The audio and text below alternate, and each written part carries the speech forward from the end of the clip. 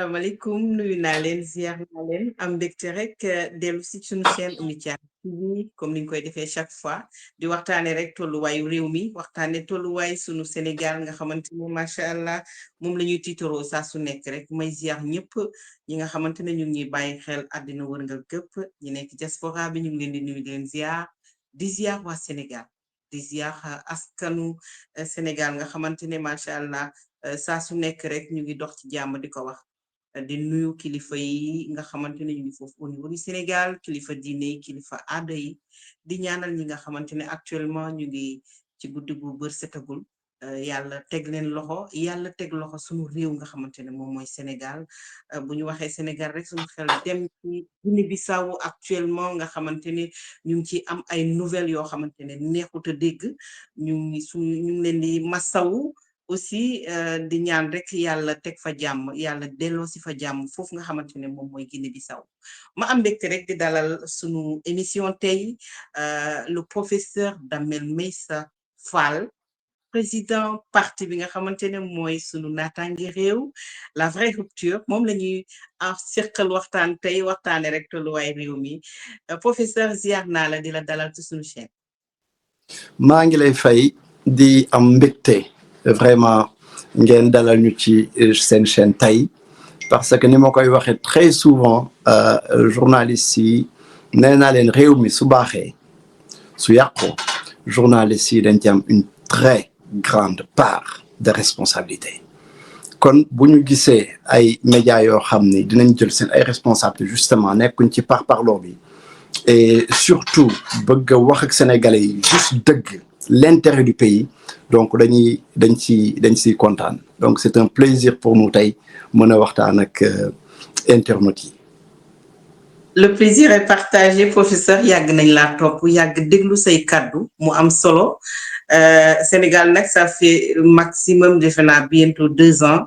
wala voire plus ñu changer régime ñu am régime yu bees yoo xamante ne ñaari duo wala sax benn duo ñoo ko séq muy tandem loo xamante ne wax dëgg yàlla baaxoo ñu ko gis Sénégal ñaari nit yu séq réew mi muy Bassirou Diomaye Faye ak Ousmane Sonko bi ñu jëlee réew mi ba léegi wax dëgg yàlla yëf yaa ngi raam di dem yow en tant que président wu parti politique nga am regard boo xamante ne seetlu nga ko tey boo doon wax ci le régime actuel muy le tandem Diomaye Sonko pour un premier temps ban xalaat nga am est-ce que yëf yaa ngi dox wala doxul lan nga ñu ci mën a wax. damay ñëw rek tontu foofu mën naa ni tontu sénégalais yi en général du tontu Damel Meissa Fall en particulier parce que ñun bu ñu xalaatee mën nañ ni posture politicien la ñu adopté moo tax ñuy waxee nenn ni mais yàlla dafa def ni dañuy dugg Sénégal dañuy dugg ci askan wi bu ñu nee ci askan wi mooy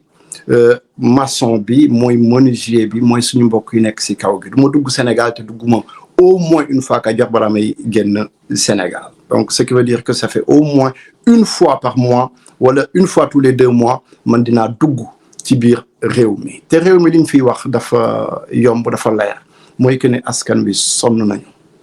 askan wi liñ doon xaar gisuñu ko déception bi li tax mu gën a rëy parce que Sénégal yàgg nañu am déception yàgg nañ nekk un peuple résilient mais li tax mbir yi bi fa gën a metti mooy liñ leen dikk rëy na rëy goo xam ni boo ko gisul donc lépp dafay gën a metti en fait même résilience boobu sax ma foi dafay daal di gën a metti ñun li ñu gis nii tey parce que nag dara jaaxaluñu fi avant ñu yegg si au pouvoir ñun suñu naataangi réew neewoon nañ leen du ñii ñoo fiy changer lenn te pourtant bu nit ñi di dégg suñu discours dañu ñu naan yéen ak Pastef mais pourquoi àndu leen parce que dafa am mën naa ni ay accointances man leen parce que justement Pastef ils ne sont pas habités par ce qu'ils disent su doon li ñuy wax mu ngi doon nekkoon ci seen biir ni ñu opposé woo sax duñ ko opposé woo aussi bu ñu xoolee président bi nga xam ne tey jii kenn mënu ko bañ moom mooy président Sénégal mais président ki koy doon du improvisation du jug yeewu ni dama bëgg a nekk président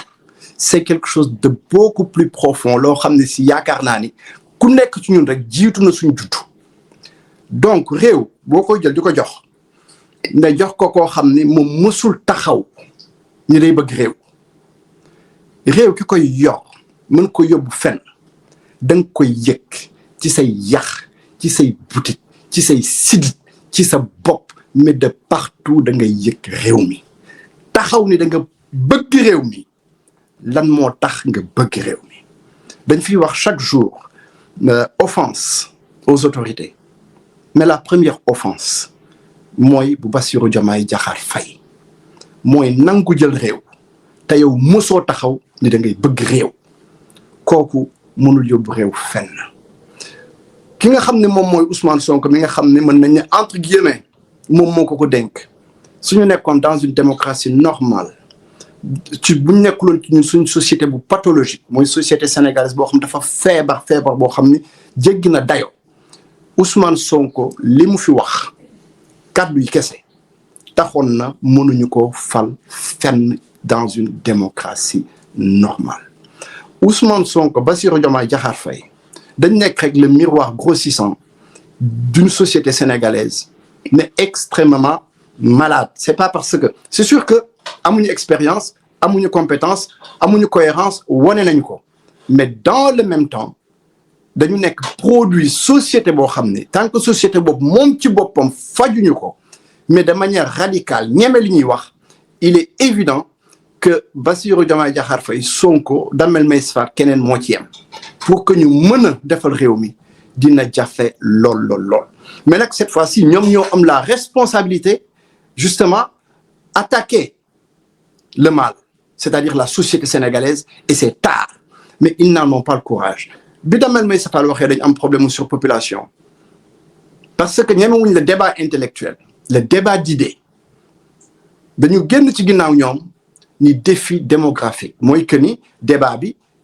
dinañ ñëw ci question population bi mais ñemewuñoo wax que dañ am problème mu mën naa ni population mais défi démographique bi ñu fi waxee la mendicité mais ñun suñu naataange réew nous le disons de manière claire nette et ferme ci wax du leer nañ bëggatuñoo gis benn xale taalibe ci mbeddu Sénégal yi mais est-ce que boobu ñoom génn nañu justement jël matuwaay yi pour que loolu dakk ci réew mi ñu xam ci ban échéance nan lañ koy doxale ba loolu dakk defuñu ko dañu génn mën naa ni naan am na loi yi dañuy interdire mendicité ainsi de suite mais il ne s'agit pas de ça il s'agit mooy ñëw wax ak nit ñi ñu débattre sur les idées problème mu société bi mën lijjantiku eh bien ñu dem ci économie dem ci leneen mais ñii nii comme mënuñu wax waxu société bi du ñoom ñooy defar Sénégal clair net et précis pour ñun suñu naataange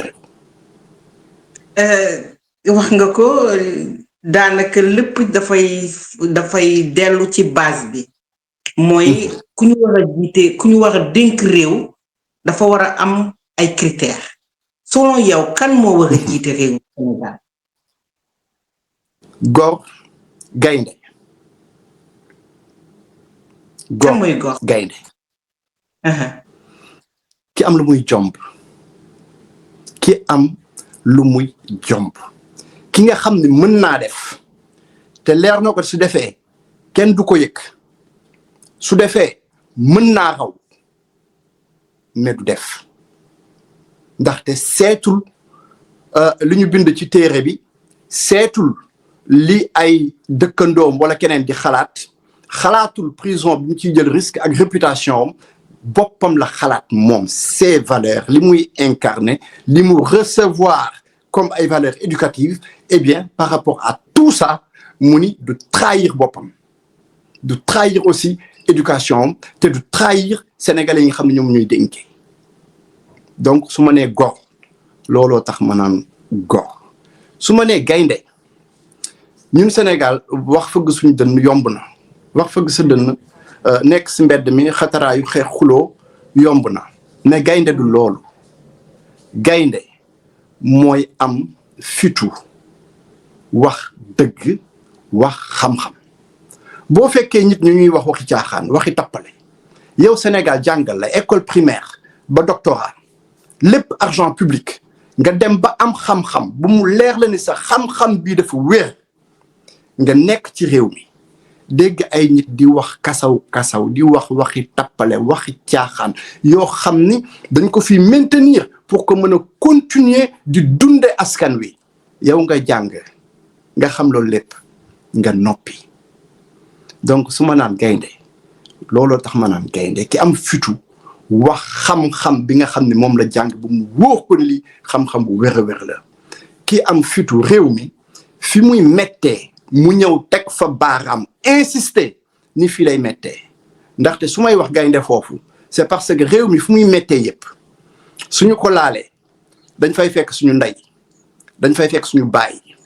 dañ fay fekk ndijaay fekk fa bàjjan fekk fa suñuy maam boo ko laalee rek yaa ngi ci sa biir famille mais bu dee yow sa famille moom nga jiital ak li sa ay ndey wala say baay di xalaat yow xalaatoo li nga xam ne mooy defar Sénégal eh bien yow amaloo Sénégal njëriñ dafay mel ni journaliste toog ci plateau nii jàkkaarloo ak man ñuy wax société sénégalaise journaliste bi di éviter yenn questions yi wala bu déggee vérité bëgg ko raayal parce que li muy xalaat moom mooy su ñibbee seen kër yaayam wala seen waa koñ donc tant que ñu ngi ci schéma tappale yooyu schéma wu nit ñoo xam ne xamuñu vraiment lan mooy seen rôle seen responsabilité lan mooy vraiment une citoyenneté pleine et entière nga koy dund di ci dundal sa réew eh bien réew mi mënuñu ko lijjanti réew mi aussi ki koy jiite nit da ngay am démb nit mënoo tëb ni génne fenn comme ni ko Ousmane Sonko defee eh bien wax nit ñi topp la loolay wane aussi mooy aussi mën naa ni synonyme société bu malade ndaxte tey man Damel Maïs Fall su ma génnee ni panafricaniste la mais lan moo koy firnde ni panafricaniste la mais su ma tegee ci table ji ni Damel Maïs Fall dem na mausolée Kwame Nkrumah Damel Maïs Fall Porto Rico Damel Maïs Fall Loïssa Damel Maïs Fall plusieurs fois Cuba Damel Maïs Fall Pelourinho donc à San Salvador au Brésil ainsi de suite aux États-Unis toujours à la rencontre des diasporas africaines kon su boobaa bu ñu nee Damel Maïs Fall c'est un panafricaniste ba pare bind ñetti livre yu koy firnde nañu mën ni kii panafricaniste la Damel Maïs Fall day xeex corruption mais ku seetaan samay vidéo depuis 2011 ainsi de suite di nga gis li ma ci doon wax ci force de défense et de sécurité discours bi varié wu donc nit da ngay am démb nit ñi mën la càmbar mën la analyser xool consistance discours bi cohérence bi ndax wax ji mi ngi soppeeku wala soppeekuwul ndax wax ji mi ngi gën a baax wala mi ngi gën a yées mais nit gën mais de nulle part rek wax ji nit ñi waxle ko ñu ni ko yow la eh bien donc bu mbetteel amee mais waxta mën a jaaxal kenn mais ñun ñi xam ni dañuy analyser de manière rigoureuse mais xamoon nañ ni Pastef yóbbuñ fenn nous le savions très bien. et kon gisoon ngeen li ñëw actuellement. Góor gaynde gisoon nañ ko bu baax a baax li ñu naqari nag mooy gis ci suñu ay moroom yoo xam ne dañoo jàngandoo ni ñun génn mën naa ni dans des milieux sociaux où justement kenn mësu leen a réduire mën naa ni à l'état végétatif dañ doon réfléchir seen ay parents di réfléchir mën naa ni donc ay famille entre guillemets intellectuelle mais nit ñooñu bu leen Pastef mënee yóbbu ci ay déclaration ñenn ñi di vivre en Occident xam les réalités du monde Pastef ñëw wax leen lim leen wax ñu ànd ak Pastef mais dama naan mais ñun ci ban société lañ nekk ci ban réew lañ nekk ci ban Sénégal la ñu nekk njàng mi lan lay jëriñ expertise bi lan lay jëriñ expérience internationale bi lan lay jëriñ donc quiconque réfléchit un tout petit peu xamoon nga ni mais li Pastef di wax mais du ko mës a def ci àddina mënu ko donc c'est juste être lucide du question contre diw ànd ak diw lucide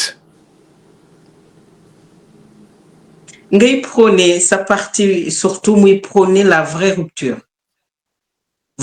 buñ ko waxee nga dugg ci biir société sénégalaise avec ces mots est-ce que yaakaar ngeen ni tey waajal nañu suñu société surtout cette jeunesse nga xamante ne daanaka lu jóg ñu topp ak ku jóg ñu topp la est-ce que waajal nañu jeunesse bi waajal nañu société bi ci rupture bi nga xamante ne yéen a ngi koy prôné ak ci yan pratiquement pas lañu war a dox pour dem ci rupture boobu. Rupture foo ko déggee dañ koy wax fii tey sa chaîne lañ koy njëkk a waxee di ko assumer pleinement. Rupture foo ko déggee y a une part de brutalité. Il y a une part de brutalité parce que tappale beeg caaxaan bi dem na ba toll foo xam ne nit ñi tey boo ñëwee rek ci mën naa ni ci application loi et règlement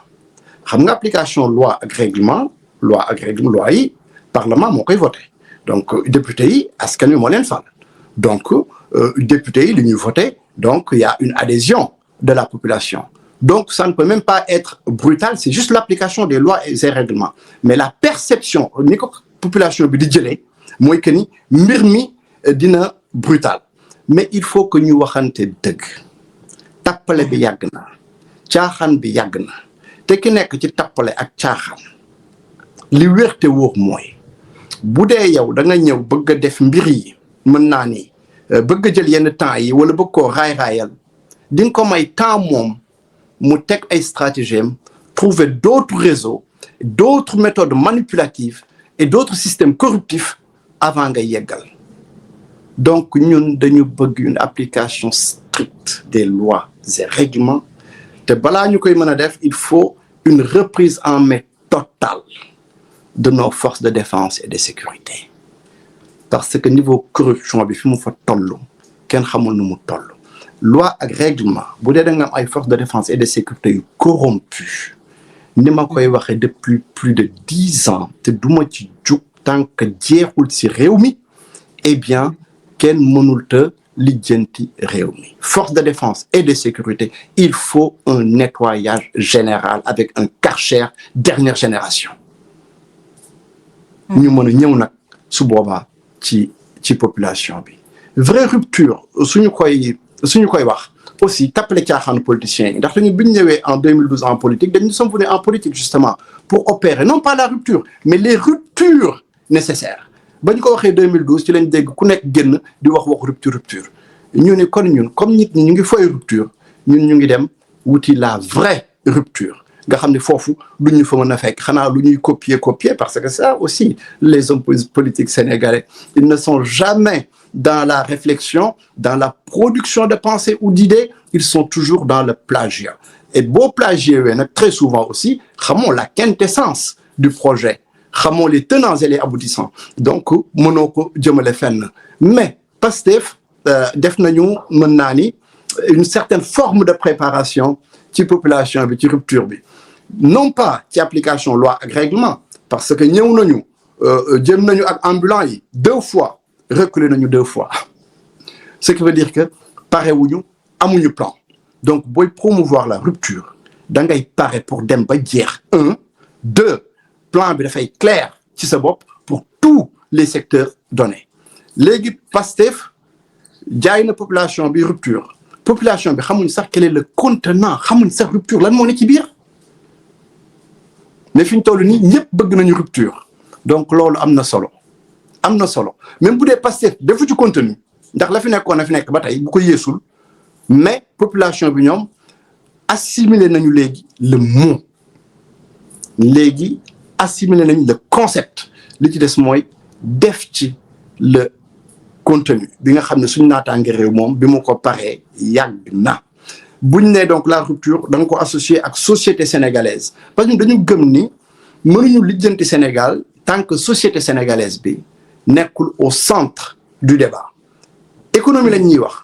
mais ñan ñooy def économie ay xar ñooy def économie wala ay bëy ñooy def économie mais ay nit ñooy def l'économie ay nit c'est pas l'économie qui fait les hommes du économie moom mooy tabax doomu aadama yu baax yu ñu tabax bu normal seen ay wayjur def leen ñu doon ay góor réew mi def leen ay citoyens eh bien ñoom ñooy ñëw tabax économie bu baax donc toujours la société. ci wàllu économie boobu ñu ñëw ci situation économique et sociale bu Sénégal nan nga gisee tey santé économique réew mi ndax wax nga ko sànq daanaka wàllum corruption daf la soxal tey léegi ñu génne ñu ay chiffres daanaka du lu bees yàgg nañu génne ay chiffres yoo xamante ne léegi ñun dañ ci am sax ay jeexi jaaxa nan nga xalaatee ni économie sénégalaise bi est-ce que mu ngi dox wala doxul yow lu ci sa xalaat. Alors comme duma jug Sénégal am naa occasion par moi-même gis li nit ñi di dund ou li nit ñi di souffrir ak subir aussi dañu am ay mën naa ni ay activités au Sénégal aussi di gis li nga doon jënde démb peut-être la tonne à 200 000 tey jii mën na jar 220 000 donc ñu ngi koy subir xam nañu bu baax a baax que ne économie bi fi ñu toll nii mais le Sénégal est dans une situation très très difficile léegi nag population bi nga xam ne ñoom ñoo gën a néew doole ñu ngi koy subir donc rawatina gouvernement bi ñëw avec une fiscalité boo xam ne débridée mais lu néew li nga xam ne sax askan wi mi ngi ko amoon gouvernement bi di koy jël Damel Maïssa Fall du utiliser Orange Money du utiliser Wave donc samay transaction banque la ñuy jaar léegi yow bu dee nga jël 1% ci ay transaction en espèces mais ci ñan nga ko jël wala ci ay transfert d'argent mais ci ñan nga ko jëlee ji mais ci ñi gën a néew doole ci société bi ci ñoom nga dem jëli li nga xam ne yow da nga leen diggoon ni di nga leen koy indil ndax da nga leen diggoon ni di nga leen indil prospérité di nga leen indil naataange donc non seulement indi woo ko mais lu néew li ñu am nga jël ko di ko ropet donc ñun ñëpp gis nañu réew mi li fi xew donc chantier yi tëj nañu entreprise yi ñu ngi licencié yooyu dañ ci am ay preuves dañ ci am ay preuves di ko gis tous les jours franchement ni ñu ko defee du noonu rupture la ñu gëm amul sans barguigner mais dans le même temps mooy li ma doon wax sànq méthode nga waxtaan ak les opérateurs économiques waxtaan ak entre guillemets les puissants de ce pays ngeen xool ensemble nan ngeen mën a liggéeyee réew mi et même ensemble ñoom ci seen bopp nan la ñu la mën a soutenir l'action de l'État du État mooy créer emploi État cadre bi lay créer ce sont les privés qui créent les emplois en majorité mais privé yooyu boo créewul un cadre rassurant apaisant ba ñu am fitu mën a investir seen alal eh bien yow néew ju doole yi nekk ci ginnaaw war a liggéey ci alal jooju ñoom ngay rey fi ñu toll nii wax naa ko fi si plateau il y a 1 an Pastef à peine bi ñu faloo à peine peut-être 1 mois ma ne mais Ousmane Sonko li mu fi jot a wax ak ni mu nekkee actuellement ak les institutions internationales il est évident que man Damel Maïssa Fall xalaatuma bàyyi sama xaalis ci banque sénégalaise yi xalaatuma ko parce que je ne me sens pas en sécurité au Sénégal parce que mën nañu yeewu suba lu nekk xew fa amatoo ay partenaires yu fiables donc et Damel Maïssa Fall n'est pas un entrepreneur donc nañu créer des conditions pour que entrepreneurs yi mën a vraiment am fitu investir et puis ñoom aussi xam nañ ni si les politiques sont extrêmement corrompus naturellement aussi que les entrepreneurs beaucoup d'entre eux am na lu bari loo xam ne ay lëbëj la yu ñu def ak politiciens yi kooku y a même pas à chercher des midi à 14 heures mais nañu bàyyi xel le petit peuple sénégalais ce petit peuple sénégalais là soo bëggee mu dund soo bëggee mu nekk si noflaay mais ñee nga xam ni seen xaalis lew na leen fexeel ba ñu liggéey le maximum possible ñi nga xam ne seen xaalis lewu leen dugal nañ ci ay tappale mais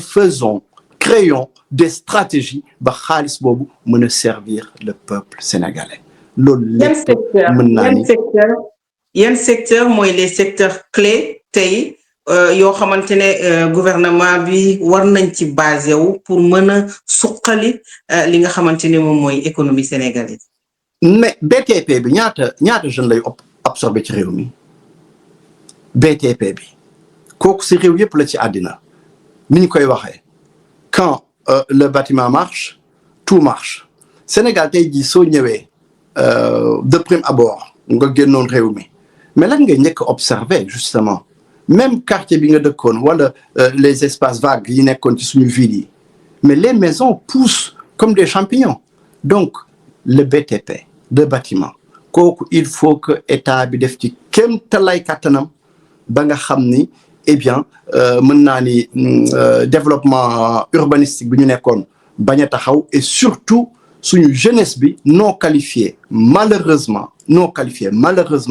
mën ci également daan dooleem bu ñu génnee ci secteur bâtiment bi mais suñu ñëwee ci secteur nu mu tudd secteur pêche agriculture mais bu ñu jëlee cadre agriculture ak industrie mais bu ñu xoolee la loi de finances rectificative de 2024 mais secteur industrie secteur agriculture mais bu si nekk on a retiré là-bas des milliards mais des milliards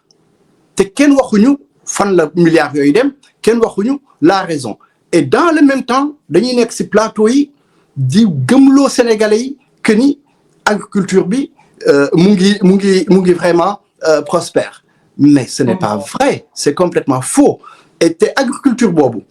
su prospèrul ba am ay excédent mais industrie bi lan lay transformer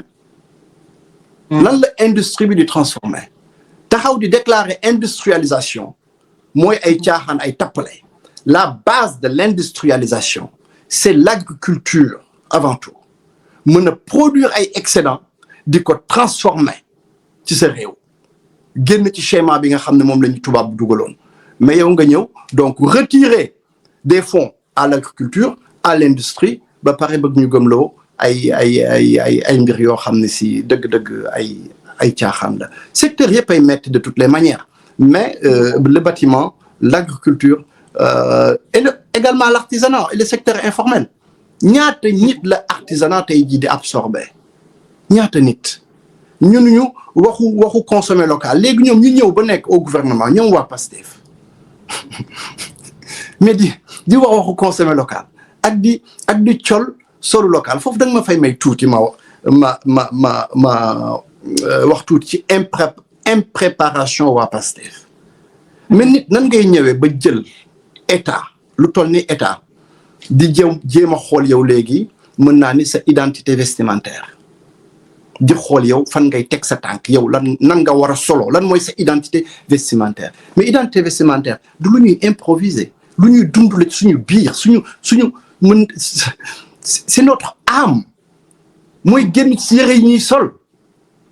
mais nga ñëw ba jël nguur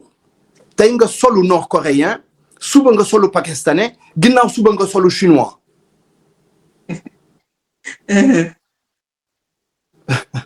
donc pour revenir à l'artisanat donc kii ñëw di naan xale yi consommer local kooku day fekk mbir mi habité ko mu gëm ko di ko dund kooku mën na am lu mu transmettre du ay discours la transmission elle est mën naa ni naturelle parce que yow ci sa bopp dafa naturel ci yow. du coup consommer local du lu ñuy improviser lu ñuy dund la. mais lu ñuy dund la pédagogie la également ñun suñu naataange réew mais li fi passé wax ci souverainisme ak nationalisme ñun waxuñu ko fi même si nous sommes aussi des nationalistes tout en ayant conscience que le Sénégal ne sera jamais avec nous un pays fermé jamais mais dañ fee def benn don de chaussures en 2013 su ma juumul 2013 nous avons fait faire 100 paires de chaussures 100 paires de chaussures yi 50 yi artisans wu village artisanal Thiès ñoo ko defar yeneen 50 yi artisans yi nekk Ngaye Mékhé biñ jëlee ces 100 paires de chaussures choisir 5 établissements scolaires à Thiès daal di koy may les meilleurs élèves et l'idée moo doon lan mooy inciter enseignants yi ci seen bopp ñoom ci seen bopp ñu mën a transmettre loolu xale yi te bi boobu ab Benno Bokk Yaakaar ñu fi nekkoon Serigne Mbaye Thiam moo nekkoon ministre de l'éducation nationale ñun lii de mooy éducation nationale ci boppam mën a approprier wu cette idée-là avec un slogan un enfant une paire mais tey jii bu doon xale bu nekk bu doon benn yoon ci at bi jënd na dàllu uude Sénégal xale ci Sénégal yëpp benn yoon ci at bi daal lu uude Sénégal daal dina deset Sénégal kon uude bi nga xam ne tey jii ba léegi mi ngi mën naa ni dans le petit artisanat eh bien su boobaa dina mën a commencer am ambition petite unité industrielle ñu am ay ambition wu coopérative donc suñu naataangi réew dañu gëm pédagogie delluwaat école primaire tabaxaat suñuy doom màgg ak ñoom loolu lañu bëgg ci consommer local bi donc pour wax rek ci wàllu économie secteur yi bari nañu li ñu mën a def bari na mais suñu politiciens yi malheureusement eh bien la réflexion la production de pensée et puis le travail long sur le long cours loolu aussi amuñu dañ ko xaw a tàyyeel dañu bëgg teew na gaaw daanaka depuis quelques semaines ñu ngi waxtaane diggante ñaar ñi nga xamante ne ñoom ñoo seq réew mi muy Diomaye Sonko ñëpp di wax ni ñu ngi ci dans un statu quo daanaka yëf yi dafa xaw a taxaw kenn xamul lu xew ñi naan dañoo xuloo ñi naan xuloowuñu ñi naan voilà ku nekk di ay spéculation ku nekk di wax taxawaayam yow nga jiite parti boo xamante ne dafay prôner rupture tey lan mooy taxawaayu sunu naataange réew dafay accompagner daanaka régime bi wala dafay def taxawaayu opposant mais opposant bu am njëriñ boo xamante ne rek lu daanaka régime bi def ñu duut ci baaraam pour askan wi yeewu ñu xam exactement ñan ñoo ñu jiite. xam nga ñu nekkuñu ci opposition stérile wala nekk ci opposition ou confrontation bu dee dañ nekk ci confrontation dañ bëgg justement ñu ñëw à la table mu nekk une confrontation d'idées pour les Sénégalais nekk naa fi si plateau dégg fi ay kàddu ñu ni ministère de l'intérieur dafa am lu muy adopté mais si plateau bi laa tàccoo et pourtant le ministre de l'intérieur régime Pastef la mooy biñ ne dañuy équiper nos policiers de GoPro mais GoPro yooyu kan moo ko prôné ci réew mi kan moo ko fi mës a wax ci réew mi ku dul Damel May Safar ak suñu naataange réew nit mësu ko fi wax mais su dee ñun ñoo ko wax Pastef bëgg koo jëfee mais c'est très bien bi Pastef supprimer aussi les primes des anciens ministres nous ça c'est des propositions qui sont écrites dans nos papiers depuis 2012 donc si Pastef day ñëw 2024 def ko mais dañ ciy daal di kontaan mais dans le même temps gis nañ ni vraiment amuñu fitu rupture bi amuñu ko du Bassirou Diomaye Diakhar Faye mu ko am du Ousmane Sonko mu ko am te ñun suñu naataangi réew nag mënuñu fi vraiment di reprocher ñoom Abdou Karim Gueye et tant d'autres seen complicité ci li fi indi Pastef ba pare nag Ousmane Sonko Bassirou Diomaye Diakhar Faye féewaloo ñu naan dañuy soutenir Bassirou Diomaye Diakhar Faye responsabilité bi Bassirou Diomaye Diakhar Faye am ci arrivé Ousmane Sonko au pouvoir sans nul doute que ñi si des amuñu ko donc c'est pas parce que Ousmane Sonko quitterait un jour le pouvoir que nous serons conciliants avec le président Bassirou Diomaye Diakhar Faye non bokkuñu ay valeurs bokkuñu ay idées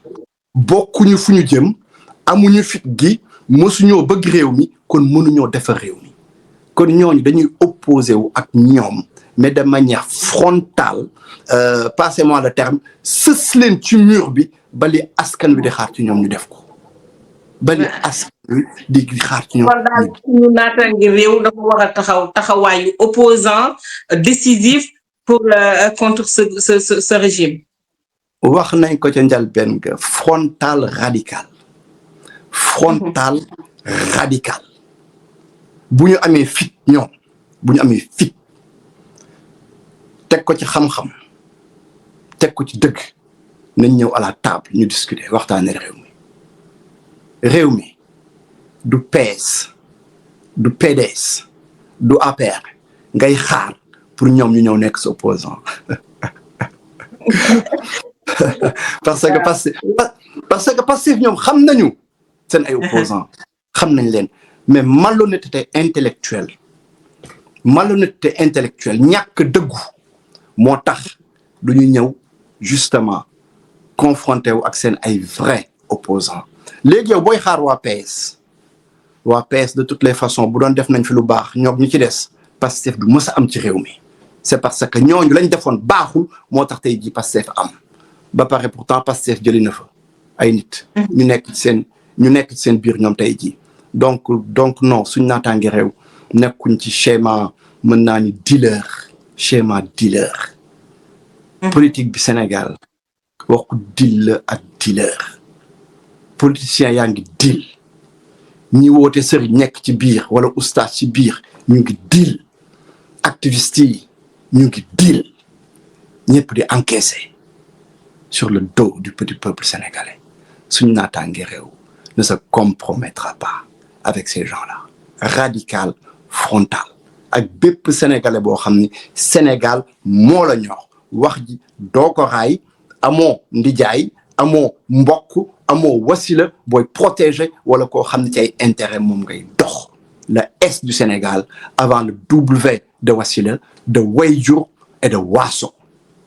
tant que le S indiwuñ ko teg ko ci kanam wayjur yi dem ci ginnaaw waaso dem ci ginnaaw wasila dem ci ginnaaw Sénégal mënu nekk ci kanam mënta dem dañuy naxante kon daal tey bu doon sunu naataange réew dina joxe benn résultat wala sax benn bilan provisoire ci régime bi ban bilan nga leen di jox. li ñu nekkoon jóge wuñ ci aujourd'hui c'est la catastrophe c'est la catastrophe musuma toog ba tiit ci réew mi tiit mën naa ni en matière sécuritaire que ñu Sénégal mën nañ dugg ci logique gu guerre civile que Sénégal am na ñu mën a bëtt ay frontières am xam nañ dañ judd fekk fi rébellion xam nañu ko mais ci guddi yi ci lay doog a tiit man ci Sénégal donc loolu. parce que lan moo la tiital donc pour ñun résultat bi mooy catastrophe déjà nga am premier ministre bu dul ñëw conseil des ministres premier ministre buy voyager yéen ñaar ku nekk yaa ngi ci la neex donc le résultat il est là donc les institutions ne sont plus respectées mën naa ni l'État ce sont les fonctionnaires fi ñu toll nii lu ndaw du ñoo ko téye mais pas ñi nga xam ne ñoom ñoo fi nekk di politique donc le résultat est catastrophique nga baal ma am na question boo posé woon bi ma dee développé ma dellu si ci. lan moo la tiital. lan moo ma tiital. xam nga ñun bi ñuy wax que ni djihadistes yi du Afrique du Nord moo leen intéressé au moins mat na 25 ans au moins li ñuy regretter mooy li ñu ko bindul mu am firnde que ni djihadistes yi leen intéressé mooy dem jusqu'au Cap en Afrique du Sud parce que ñoom ñu ngi ci histoire ba léegi ñu ngi ci logique d'histoire ñun Sénégal ñun Afrique ñun ñoo foye suñu bopp ba nga xam ni le sens de l'histoire li xewoon démb les acteurs les uns et les autres ci lan la ñu ne ñun xamuñu ko parce que ñun suñu bopp amuñu yoon jëluñu yoon bu clair donc su boobaa mënoo xam donc djihadistes yi ñu ngi ci suñu buntu kër gi ñu ngi ci buntu kër gi ndaxte Mali nag buntu kër gi la ñun 2015 on a fait le tour du Sénégal bi ñu defee le tour du Sénégal dañ ñëw assumer ni gis nañ déjà salafisme ci biir Sénégal xaaruñ lu étincelle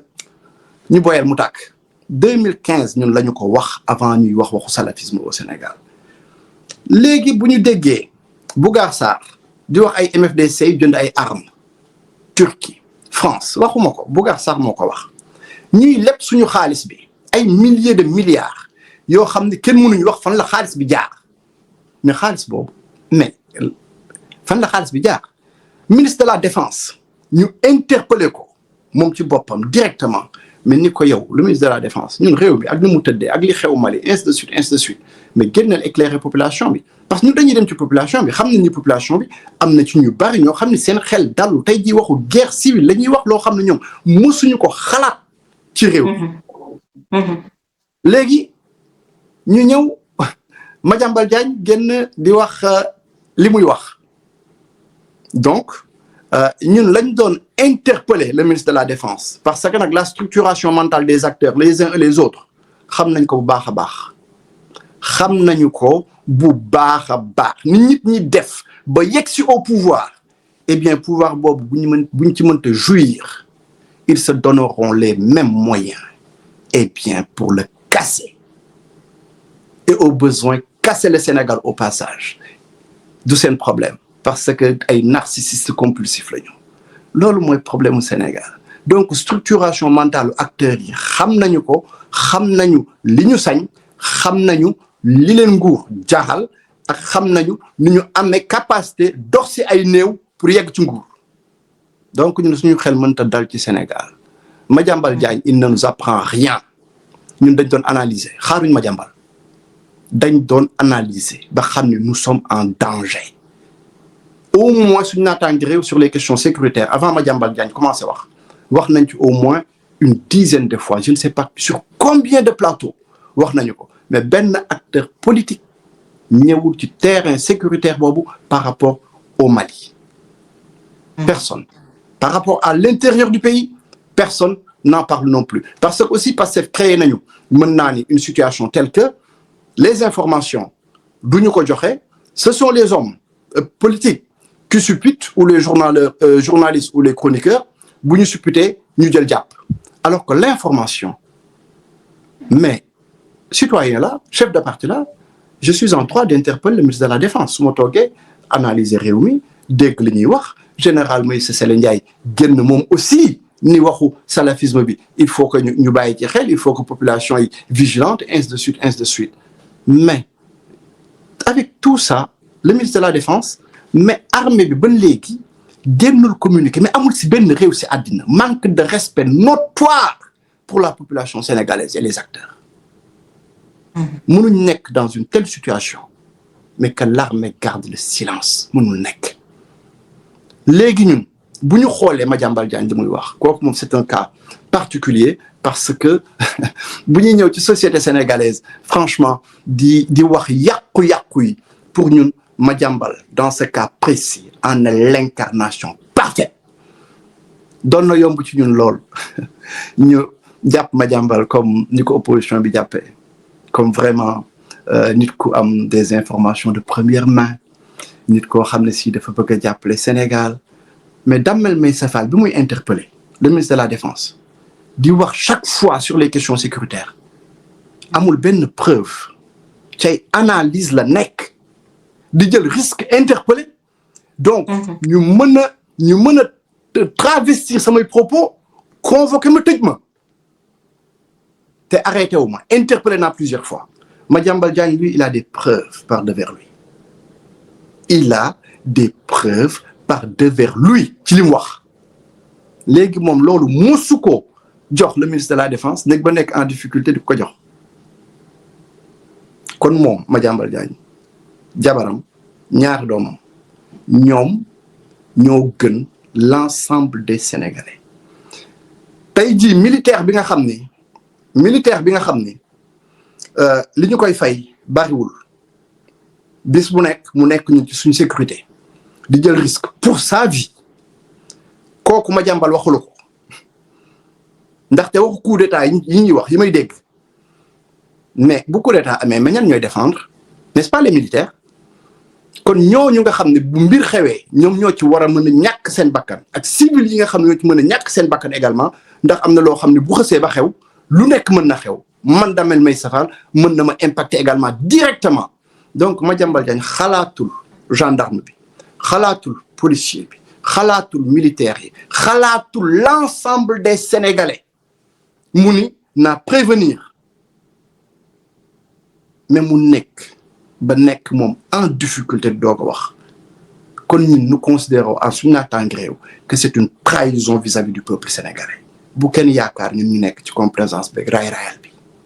Madiambal su amee ay preuves nekk ba nekk France di ko distiller au compte-gouttes te bii maa ko dégg du question parce que nag franchement je l'assume je ne les écoute pas parce que waxuñu xam-xam waxuñu sentiruma l'amour du pays donc moo tax du ma leen déglu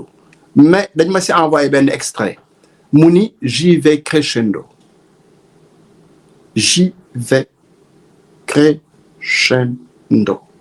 donc c'est une affaire entre Madiambal Diagne et Ousmane Sonko et on veut en fait tenir l'ensemble des Sénégalais ci mbir moomu nga xam ne ñun bu doon dañ ko naan vulgairement ni day mel ni ñun affaire dealer quoi dealer quoi. Donc il faut que ñu delloo ci xel yi, il faut que presse bi journalistes yi ku nekk nga jël say responsabilités wax li nga xam ne mooy dëgg. Madiambal Diagne, le pays est en danger et toutes les informations qu'il avait, il les a gardées. ci kaw Madiambal boobu la ñuy rebondir dugg ci suñu situation judiciaire réew tey en tant que leader du parti politique nan nga gisee évolution justice au Sénégal kaw Madiambal c'est un cas spécial wax nga ko léegi journaliste wala ku mënti doon boo amee yenn information yi war nga prévenir mais est-ce que toll nañu ci garantie boo xamante ne boo fi joxee information duñ la woo comme niñ ko gisee actuellement ndax am na yu bëri yoo xamante ne bu ko nit waxee dañ lay convoquer est-ce que sunu justice toll na foo xamante ne rek yenn information yi dinañu mettre ki koy joxe à l'abri? Alors tout dépend ci nature information bi ak utilisation bi ñu ci def parce que bu dee da nga jàpp ni nature information bi secret défense la mais nga fournir ko justement les autorités compétentes mais am na information yoo xam ne soo ko yoree mais man Damel Meissa Fall te foofu lay woo Sénégalais yi Madiambal Diagne li muy wax ni moom la yor ak li muy distiller mais Madiambal Diagne d'où est-ce qu'il pourrait tenir ces informations fan la ko mën a jëlee lenn moo mën a am dañ koy wax mooy que ni Madiambal li muy wax su dee c'est avéré li mu fi wax yëpp su avéré mooy que ni dans les forces de défense et de sécurité corruption ba ñu fay wax depuis plus de 10 ans dafa nekk bu baax a baax autrement am na information yoo xam ne Madiambal Diagne mënu ko am bu dee du loolu mooy aussi yenn yi mooy que ni suñu service téléphone yi nekk Sénégal mooy que ni nit ñi ñu ngi ci biir di jël communication yi di ko servir ay nit ci biti c'est ce que ça veut dire aussi. Troisième option bi am na information yoo xam ne yow sa bopp boo yorul ay satellite yoroo ay espion nga yor ko mais ban pays moo lay informer mais ban pays moo lay informer donc il faut que nit am na lu ci lëndëm daal. France a ngi ci biir Sénégal ba léegi. France mi ngi biir Sénégal ba léegi mais léegi kan la nekkal kan la àndal di liggéey c'est ça la question mais France a ngi Sénégal ba léegi. Donc les informations yi nga xam ne moom la Madiambal di joxe na Sénégalais bu nekk bu dee vraiment di Sénégal investir ci ñun pour mu ñu jàng jaroon na ko nañu analyser li Madiambal Diagne di wax bu ñu ko analyser à travers angle opposition pouvoir bu ñu ko analyser à travers Pastef du Sénégal opposition bi duñu Sénégal Sénégalais yi mooy population bi néew ju doole yi ñi nga xam ni seen doole ci voter ak yaakaar ci politiciens yi voter ñu indi ay solution foofu la seen mën-mën tollu eh bien ñooy le Sénégal donc fii nit bu fiy poser acte te xalaatoo ci doomu aadama yooyu yow yaa ngi xalaat sa njaboot wala sa corporation wala mën naa ni sa gang sa bande de mafieux eh bien réew mënuñu ko liggéey ce n'est pas possible te il faut que ñu génn ci dealer yi il faut que espace public bi dealer yi génn ko mais duñu ko génn parce que c'est juteux c'est à nous autres hommes politiques déterminés à combattre la corruption et l'enrichissement illicite jël suñuy responsabilité démasquer les imposteurs les prédateurs les dealers les jouisseurs et les receleurs qui sont dans l'espace public c'est à nous de le faire reyanteeg ñoom jàkkaarloog ñoom man tey su ma nee Madiambal Diagne dafa yor organe de presse que phase bi mu nekk bu ci génnee eh bien effort am yëpp dina ko def contre man eh bien li ma xalaat du ma ko mës a wax mais Madiambal ak 10 organes de presse su ko yoroon li nga xam ne moom laa xalaat ci attitude bi mais borom bi kese moom ko mën teree wax mais pas le risque encouru. Boy def politique te doo jël risque pour la nation, pour le petit peuple sénégalais, eh bien demal nga toog sa kër li jënd sa jabar ak say doom wala sa jëkkër ak say doom mais bul ñëw ci espace public bi lépp risque. yaakaar nga ni la justice sénégalaise elle est indépendante yàgg nañ ko coow tey ñu gis nag ay opposants yu ñuy convoqué ay journalistes yu ñuy harcelé yëpp yoo xamante ne rek xew na ci askanu Sénégal nan nga évaluer tey statut justice bi nga xamante ne ñu ngi laam-laamee ndax dafa indépendante wala mu ngi ci meew pouvoir judiciaire bi ba léegi pouvoir exécutif bi ba léegi. li ñu mës a wax rek moom lay ñëw tey di waxaat di bantuwaat mooy que ni nous sommes une société profondément et endémiquement corrompue et cette corruption elle est d'autant plus prégnante chez les plus forts si je puis dire ndaxte ñoom ñoo am possibilité justement mën naa ni de rendre un service à l'usager mën na nekk le justiciable mais yow bu dee yow mu war a rendre cette justice là corruption boobu daf la concerner wala la jouissance du pouvoir aussi daf la omnibuler il est bien clair que boobu justice mënta indépendante boobu justice mënta baax. C'est pas la justice en particulier qui est corrompue, c'est notre société qui est corrompue. ci FDS ya laa njëkke woon sànq donc la justice sénégalaise mënuñu cee xaar leneen lu nekkul à l'image d'une société profondément corrompue et c'est parce que corruption boobu c'est la corruption même des âmes dafa weesu corruption financière administrative c'est une corruption morale c'est une corruption intellectuelle c'est une corruption philosophique donc nit ñi li nekk ci ñoom mënuñu rendre une justice mais dañu am suñu benn baayu greffier yàgg na mu ni ki lay weexale bëy ak ki lay weexale nag ni ngi leen di toppatooy du bokk. J'en frémis de le dire. léegi greffier boobu dafa ànd ak ab juge ñuy ànd liggéey tous les jours donc greffier boobu soo xeloo kon mën nañoo jàpp ni juge yu muy ànd ak liggéey génnuñ ca la muy wax léegi loolu boo ko xalaatee nga xalaat léegi nit ñi nekk ci réew mi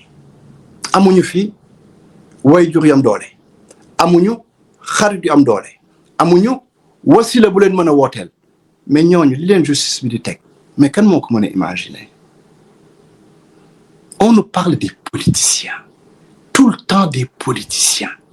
mais ñaata néew ju doole ñoo ne ci suñu kaso yi defuñu dara parce que diggante policiers yi jàppee juge yi tëjee mais lépp chaîne corruption la. Il n'y a rien de nouveau sous le soleil. Pastef li mu fekk dafa bon ba pare Pastef nag nar ko gën a ñongal bon boobu yóbbu ko limite bu mësta yegg c'est tout simplement ça. mais Pastef dafi fekk yàqu yi ba pare mais Pastef amul ni la volonté ni le courage de régler ces problèmes-là justice bi mënuñ cee am lu ñu bëgg tant que la justice elle n'est pas indépendante tant que nit ñi également doyluwuñu doylu yem te la nga moom mais bu dee sa salaire ci 800 000 la toll nga am bëggu 2 millions 1 million 200 000 di nga am foo ko jëlee et de quelque manière que ce soit di nga am foo ko jëlee comme nag doo dem du toji banque doo dem non plus du toji Auchan parce que peut-être que cadre nga ainsi de suite mais donc yaa ngi dans l'escroquerie à col blanc tout simplement ñun suñu naataange réew jël nañu engagement que ni bis bu ñu yàlla dimbali woon ba ñu yegg ci eh bien képp kuy prisonnier social ñun ay prisonniers sociaux lañ leen tuddee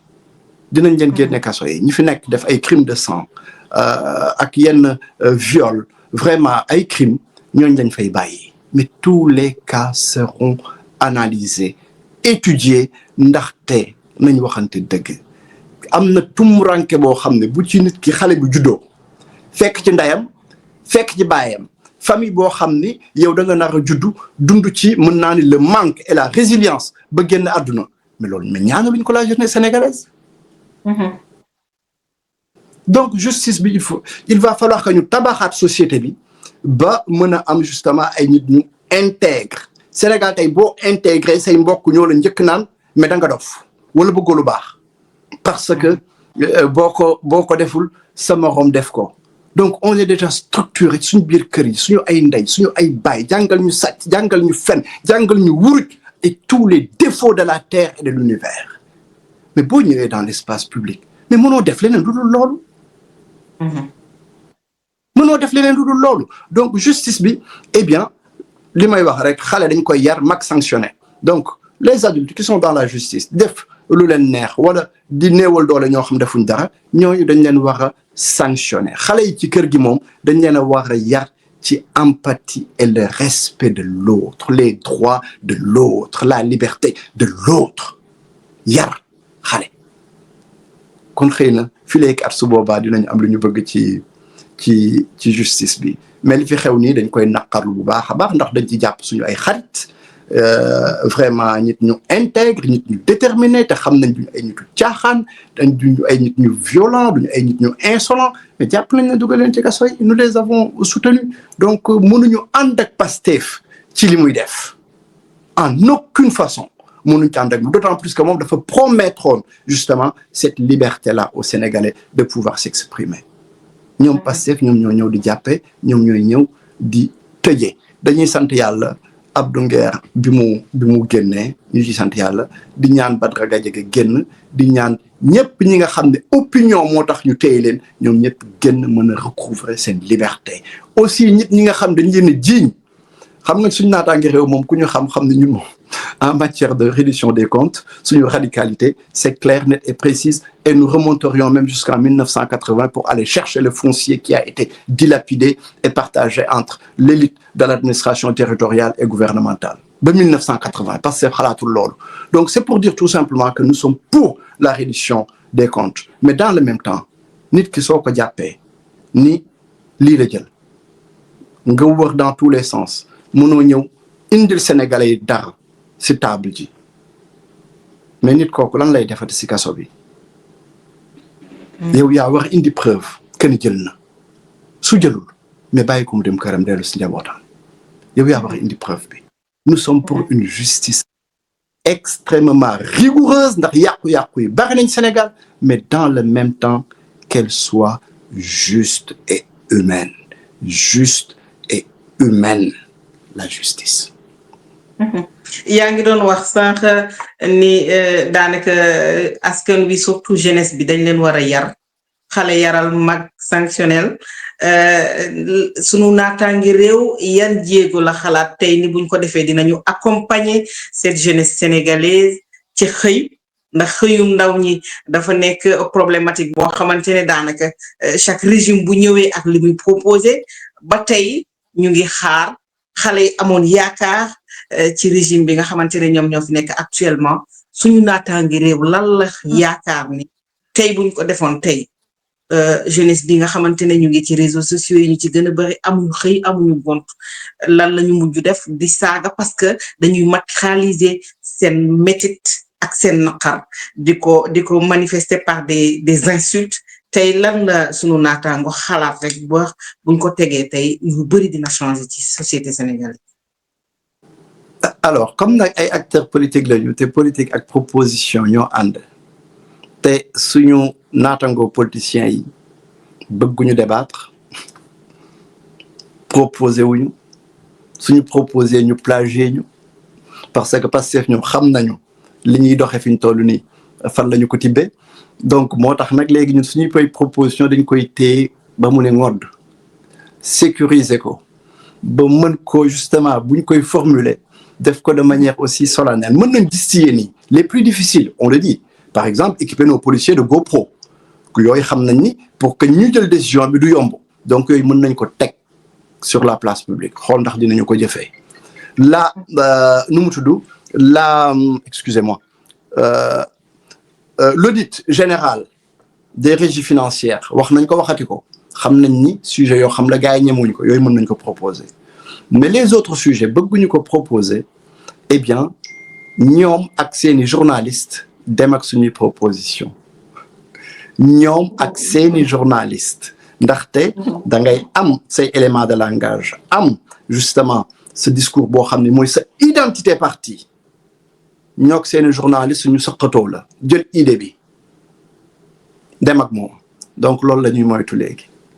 mais li wér te wóor mooy réew mi mënuñu koo defar te waxantewuñu dëgg ci mën naa ni mag ñi ndaxte nag Kër Damel Meyssa Fall gi bu ñu fi ñëwee fekk xale yi di saaga di tëbaka dal di daaneel ay verre di toj di avancer dem seen yoon amul baal ma amul nettoyer amul dara boo ñëwoon seet si ma yow mi ummi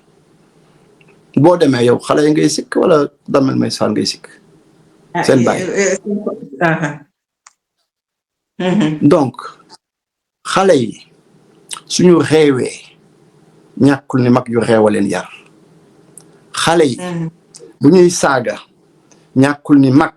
ñuy saaga leen yar ñàkkul ni mag yu leen waroon jox lekk ak naan jàngal leen solal leen faj leen ñoo deful lu ñu waroon a def ba xale yi mer di saaga xale yi lépp lu xale def ca mag la ko gisee lépp lu xale def ca mag la ko gisee cette jeunesse sénégalaise là il faut que mag ñi defaraat seen toogaay di yemale seen ay bëgg-bëgg ndax te yow bu dee li nga bëgg yoroo ko fasoo ko yéen liggéey mais di wër di ko ñaan sa doom di la gis ngay ñaan ñu nekk une société entière boo xam day tàllal loxo mais ku yaakaar xale yi liggéeyal la da ngay nax sa bopp. télé bi yan nit ñoo fiy toog télé Sénégal yi bari nañ fan la ñuy xëy ana seen entreprise lu ci bari xamuñu ko chaque jour ñu changé yére jekk ba dee ku nekk ci ñoom xale yi di leen gis ñeneen ñi nekk ci télé bi nit toog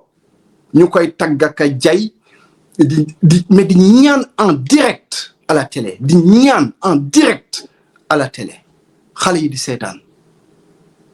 ñi ci plateau bi yëpp kenn du ko ñaawlu ñëpp rafetlu ko ñuy reew ak tàppante mais léegi nga bëgg ni xale sénégalais bi demal liggéey nga gisoon ab taxawàllukat fii ci koñ bi xëyul gontul taxawàllukat ci koñ bi politicien tappalekat jëli ko du ko def sax mën naa ni juste mais daf koy def notable da koy def notable taxawàllukat moom la ñuy transformer notable dans le quartier mais xale yi ñu ngi xool ñu ngi dégg xale yaa ngi xool ñu ngi dégg donc xam nañ ni c'est pas la production d'effort mooy joxe standing tappale ak caaxaan mooy joxe standing tàllal loxo mooy joxe standing jayaate mooy joxe standing donc il va falloir que donc ummi wax ji mbir mi dafa bari ba nga xam ni fi muy mettee dafa bari ba nga xam ni mais mënoo wax lépp même ci xawma ñaata émission c'est un travail boo xam ne ñun suñu naataange réew en tant que politique dañuy analyser suñu société avant ñu doon génn Sénégal ñu ngi koy doon analyser bu baax gën a nekk à l'extérieur gën ko mën a xool bu baax di ko analyser rigoureusement mais dafa am foo xam ne ñun fa la suñu xam-xam ci analyse bi toll ndax duñu anthropologue duñu sociologue duñu psychologue duñu psychiatre pour mën a faje mais ana suñuy anthropologue ana suñuy sociologue ana suñuy anthropologue ana suñuy sociologue ana suñuy démographe pour ñu génn waxante dëgg ummi am na loo xam ne mën nañ ko lijjanti dans l'urgence ci wàllu liggéeyu ndaw yi buñ comme ni ma ko waxee sax suñu accompagner suñu artisanat li ñu fa mën a créer ci emploi du jeex suñu accompagner le BTP li ñu fa mën a accompagner jeunes yi en matière de formation qualificative ak emploi du jeex agriculture bi mais tey jii suñu mbokk émigré yi nga xam ne ñoom ñoo nekk Espagne wala le sud de tel tout ça mais ñoom xam nañ lan mooy l'agriculture moderne li ñu fa mën a def loolu foofu aussi du jeex piste yi duñu jeex mais c'est l'élite c'est la qualité des hommes c'est la qualité de nos dirigeants qui fait que ñu nekk ci difficulté yi donc pour ñu génn ci il va falloir que ñu toog waxtaane la société sénégalaise te waxtaane la société sénégalaise mooy déconstruire également le schéma colonial parce que umbi dama bëgg nga ci sa plateau bi laa koy njëkk a waxee xëy na ci époque récente parce que je pense que ay 2007 déjà 2008 laa commencé wax mais li ñu may présenter comme culture africaine du sama culture gëmuma ko mbir la moo xam ni tubaab bi dañu ñëw ci suñu biir donc il y a 5 siècles ak leneen donc fekk ñu am nu ñuy dundee donc ñu bloqué ñu à tout point de vue donc nous sommes structurés pour être dans la défensive intellectuelle nous ne sommes pas à l'offensive nous n'agissons pas nous réagissons donc la nécessité de déconstruire cet héritage colonial qui nous cantonne justement à cette soi-disant culture africaine qui n'est qu'une culture qui a été mise à l'arrêt il y a 5 siècles. Mais s'ils n'étaient pas venus, eux, que serions-nous devenus? Bu doon dañu am ay rapports de coopération mën naa ni respectueuses et mën naa ni apaisées avec les autres peuples du monde. Est-ce que loolu dina yomb? Est-ce que dina yomb ak li nga xamante ne mu ngi xew ci àddina bi tey ñu bëri dañuy dem ba sax dañuy perte seen culture ndax dañu nekk ci copier culture u jàmbur tey est-ce que dina yomb tey ñun ñu mën a retrouver waat suñuy identité culturelle. mais xam nga culture jàmbur boobu ngay wax boo demee ba xool ko culture jàmbur boobu am na si lu bari loo xam ni ñi naan jàmbur bi tubaab bi dafa ñëw Afrique jël si ko Égypte jël si ko Soudan ak feneen dem justement defar le packaging conceptualiser ko théoriser ko indilaat ñu ko ñun ñuy toog nekk dans le rejet naan déedéet tubaab bi la alors que ñun ñoo ko moom ñun la réappropriation de ce qui nous appartient et arrêter d'être dans ce rejet systématique stérile alors que tubaab bi moom bi mu gisee ananas ak banana ak mango ak or mais daf ko jaral mu ñëw coloniser ñu di rey di jàpp di tëj ay fruits ak ay affaires u àddina mais ñun bu ñu demee ñun ba nekk au contact de l'Occident et de la Chine mais ñun amuñu droit jël et de manière apaisée de manière assumée parce que c'est tout simplement justement l'être humain qui est à la base de tout ça te l'être humain boobu moom lay wax ni amul bu weex amul bu ñuul ay nit a am ay nit ñoo am ak seen conscience ak seen intelligence léegi nag choix bi deux la ou da ngay nekk sapiens donc pour aller chercher les sommets jéem a évoluer dem fu gën a kawe possible ou nga choisir nekk Cro-Magnon nekk si biir caverne bi ñun suñu naataangi réew dañu choisir nekk ay sapiens fépp fu évolution nekk ci àddina moo xam Chine la moo xam Mali la dinañu ko jël jagleel ko sénégalais yi ndaxte chinois ba ko defar am na sénégalais bu ko mën defar malien ba ko defar am na sénégalais bu ko mën defar bu koy xalaat mais société moo ko mayul possibilité mu def ko ndaxte mayuñ ko sax possibilité d'exprimer ses idées xale day wax ñu ne ko loolu kenn du ko wax mais ba nga ko ne loolu kenn du ko wax fa nga bloquer son sens de la dialectique fa nga bloquer même son appétence à la réflexion lan moo tax kenn du ko wax mais jëlal temps wut nga toog a xale bi jëlal temps nga toog a xale bi xale la mais nit la nga tekkil ko wax ji nan la tëddee ba loolu moom waru koo wax wala fan lañ ko war a mën a waxee donc c'est vraiment ay questions yoo xam ni yu yaatoo yaatu la mais nag dañoo bëgg nag yéen journalistes yi génn leen anthropologue yi génn leen sociologue yi génn leen psychologue yi génn leen démographie génne leen borom xam-xam yu wér yi ñu wax ak sénégalais yi wax leen dëgg. dinañ ko def ndax nag comme ni ko Olof Njaay di waxee rek li duuf ci nag li xëjul ci cin li je pense que ni noonu la Damel ma bàyyi rek nga joxe ce mot de fin tey boo doon lancer un message à la société sénégalaise, surtout à nos hommes politiques en tant que chef de parti politique ban message lay doon bu ko defee rek ñu tàggatoo incha allah. jërëjëf Oumy léegi da nga may rek ma def benn précision parce que ci début émission bi da nga ni professeur jàngale naa ba démissionné donc peut-être que am na jamono joo xam ne mënoon nañu wax professeur mais même bu ma nekkee ci plateau ñuy wax président tout court bëgguma ko recevoir bu ñu nee président de suñu naataange réew kooku mën naa ko recevoir donc pour wax ñi ngi seetaan que duma professeur défaut faute défaut erreur da nga koy dégg ci nit ñi donc les titres donc loolu aussi day ñëw di ñuy wax suñu xeetu tappale bi nekk suñu société ak suñu appétence pour ay cër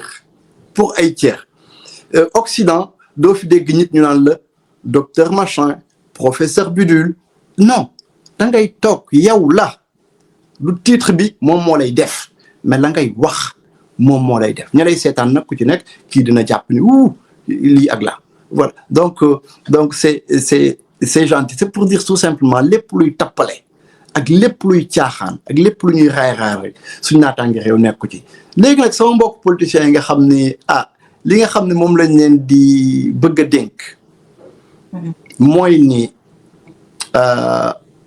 mënuñu fee def lenn ba dog ay buumu gàcce mënuñu fee def lenn ba effacer démb mënuñu fee def lenn ba transformer ab juddu wala leneen li nga xam ne moom lañ mën a def ba des dans la mémoire collective mooy liggéeyal askanu Sénégal liggéeyal askanu Sénégal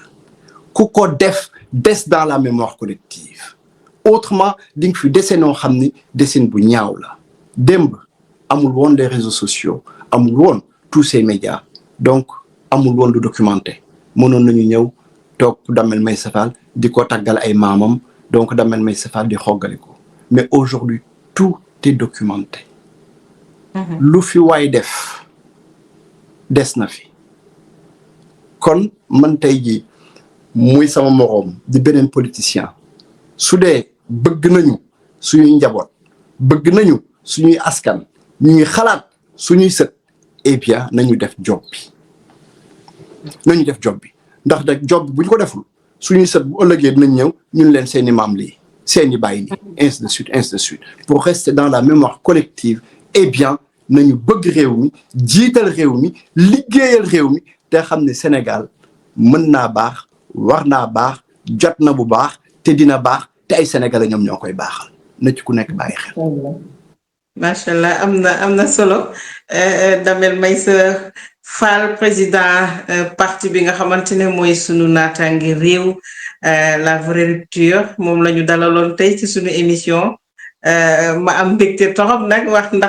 dëgg yàlla yàgg nañ ko suivre yàgg nañu déglu ay waxtaanam yàgg nañu déglu aussi li nga xamante ni rek mu ngi koy proposer pour le Sénégal Damel vraiment maa ngi am mbégte bu baax a baax vraiment seq ak yow waxtaan wi xam naa rek dinañu dellu si waat ci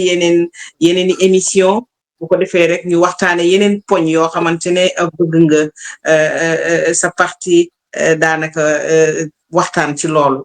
surtout ci tolluwaayu réew mi ak sunu taxawaayu politiciens yow ngay prôner rupture ñuy xuus rek pour rupture boobu mën a nekk une réalité un jour maa ngi lay jaajëfal bu baax a baax di am mbégte bu baax a baax foofu nag yow waxtaan wi merci beaucoup merci